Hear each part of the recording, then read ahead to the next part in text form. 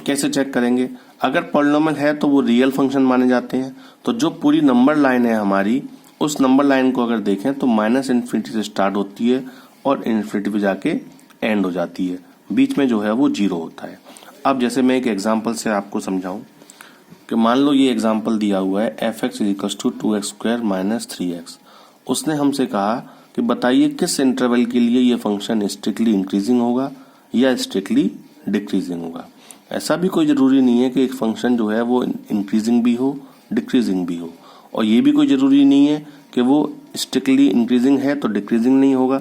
मैंने बताया ना, एक ही फंक्शन अलग अलग इंटरवल्स के लिए इंक्रीजिंग भी हो सकता है और डिक्रीजिंग भी हो सकता है। तो यहाँ पे हम इसको क्या कर रहे हैं, एल्गोरिथम क्या है, मेथड क्या है करने का, जो भी फंक्शन दिया हो आप सबसे पहले उसको डिफरेंशिएट करें। f' निकाला 4x - 3, फिर उस f' को आप 0 रखेंगे। 0 रखने के बाद x की वैल्यू निकालेंगे आप, x की वैल्यू निकल के आई 3/4। अब इस नंबर लाइन पे अगर हम देखें, इस नंबर लाइन पे देखें तो 3/4 जो है वो 0 के बाद लाई करेगा 1 से पहले, तो ये वैल्यू यहाँ पे 3/4 आ गई। अब ये जो 3/4 है ये पूरी नंबर लाइन को दो पार्ट्स में डिवाइड कर रहा है, एक -इन्फिनिटी से 3/4 और एक 3/4 से इन्फिनिटी। यानी ये 3/4 जो वैल्यू है ये पूरी नंबर लाइन को दो सब इंटरवल्स में डिवाइड कर रही है। अब दो सब इंटरवल जो बने हैं, एक -इन्फिनिटी से 3/4, एक 3/4 से इन्फिनिटी, इन दोनों इंटरवल्स के लिए हमें चेक करना है कि फंक्शन किस इंटरवल के लिए इंक्रीजिंग है, किसके लिए डिक्रीजिंग है। तो x = 3/4 is divided the number line into two sub intervals, -infinity to 3/4, 3/4 to infinity. ये जो इंटरवल मैंने लगाया है ये ओपन इंटरवल लगाया है। इस बात से आपको समझ में आ रहा होगा, इस बात से आपको समझ में आ रहा होगा कि ये -इन्फिनिटी वैल्यू कभी पुट नहीं करेंगे हम, 3/4 कभी पुट नहीं करेंगे, यहाँ भी 3/4 इन्फिनिटी नहीं पुट करेंगे। तो पहले -इन्फिनिटी से 3/4 के लिए हम चेक कर रहे हैं। याद रखिए आपको जो वैल्यू लेनी है वो इन दोनों के बीच में लेनी है, और इन दोनों के बीच में अगर आप लेंगे तो वो एक दो वैल्यू आप रख के चेक कर लें। वैल्यू को यहाँ पे शो नहीं करना।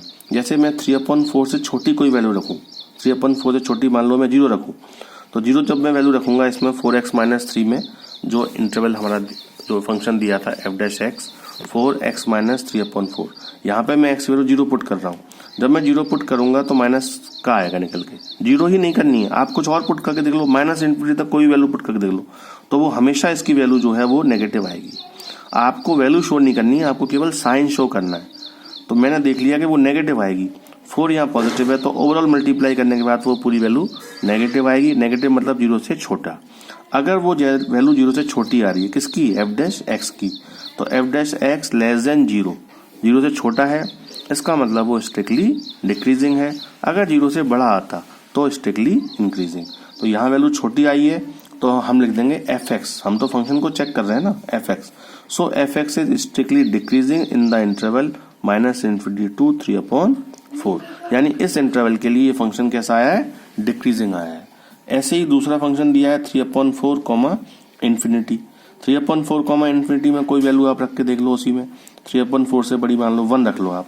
तो जब आप 1 रखोगे वहां पे x की वैल्यू, इसमें f'(x) में 4x - 3/4 में यहाँ पे x की वैल्यू जब आप 1 रखोगे तो 1 - 3/4 1/4 यानी पॉजिटिव आएगी, और पूरी सॉल्व करेंगे तो क्या आएगा, तो भी पॉजिटिव आएगा। तो f'(x) = 4 into पॉजिटिव, यानी पॉजिटिव 0 से बड़ा। अगर f'(x) की वैल्यू 0 से बड़ी आती है तो इसका मतलब वो स्ट्रिक्टली इंक्रीजिंग है। सो f(x) is strictly increasing in the interval 3/4, infinity. ये प्रोसीजर आपको हर क्वेश्चंस में करना है।